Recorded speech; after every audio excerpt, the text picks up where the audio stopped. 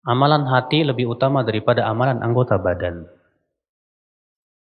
Amalan hati lebih utama daripada amalan apa? Anggota badan. Amalan hati contohnya apa, Pak? Hah? Hah? Ikhlas, terus apa lagi? Tawakal, terus apa lagi? Cinta, benci, takut, berharap. Ini amalan hati. Menuntut ilmu termasuk amalan hati juga kata Ibnu Qayyim. Sebab yang berfungsi untuk memahami ayat-ayat Allah adalah hati.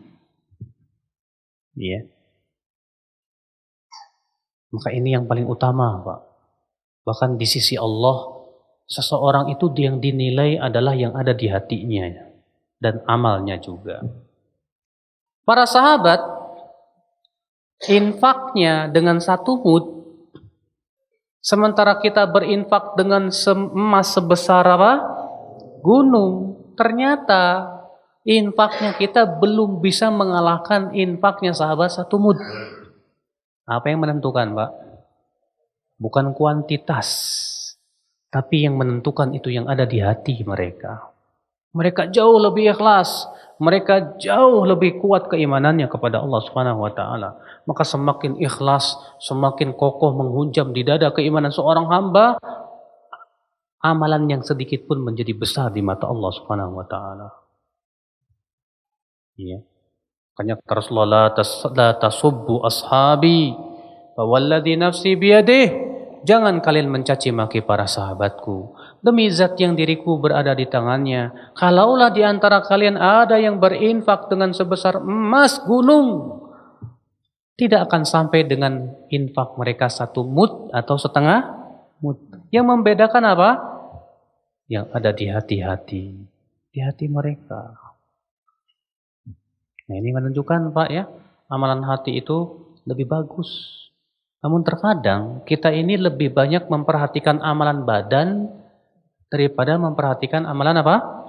Amalan hati. Bagus, kalau amalan badan bagus sekali. Pahalanya besar sekali. Berpengaruh kepada hati, betul. Tapi terkadang ketika kita sudah banyak amalan soleh, rasa ujubnya muncul, Pak. Oh, saya ini udah sholat tahajud tiap hari, sedekah tiap hari, puasa Senin Kemis gak pernah tinggal. Pas ngelihat temennya yang amalannya biasa-biasa saja, kecil. Akhirnya apa? Kita menganggap remeh orang tersebut. Sombong. Sebab sombong itu hakikatnya apa? Batarul haqqi wa ghamtun nas. Menolak kebenaran dan menganggap remeh manusia. Kenapa bisa terjadi? Karena kita kurang memperhatikan amalan hati. Kita sudah banyak hafal Quran, hafal hadis, banyak ilmu yang kita kuasai. Rupanya tumbuh rasa bangga diri, ujub dengan banyaknya ilmu. Menuntut ilmu bagus, disyariatkan betul, tapi ingat, hatinya dijaga juga.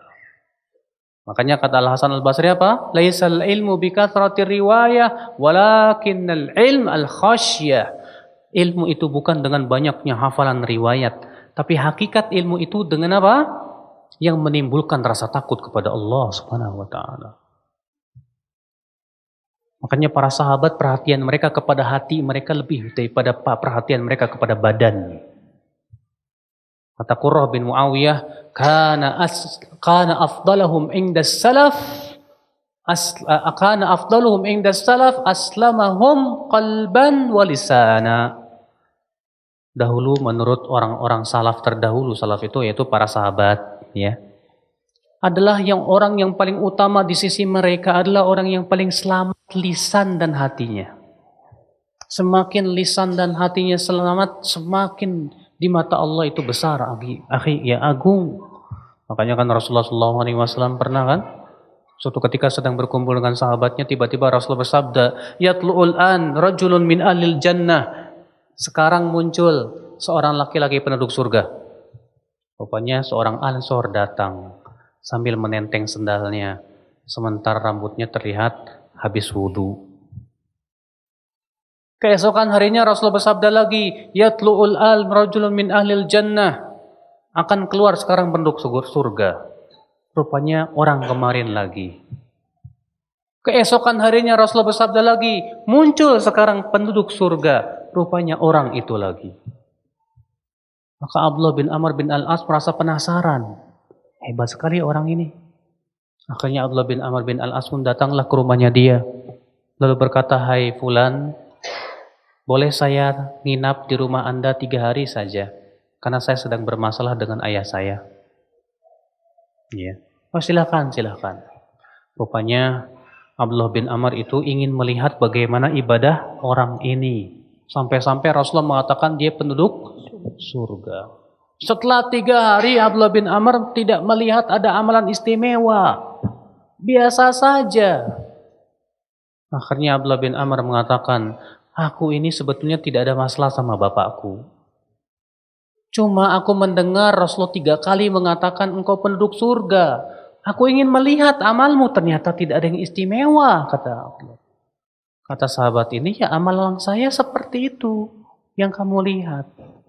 Namun saya tidak pernah dengki kepada siapapun juga. Rupanya hatinya bersih, Pak.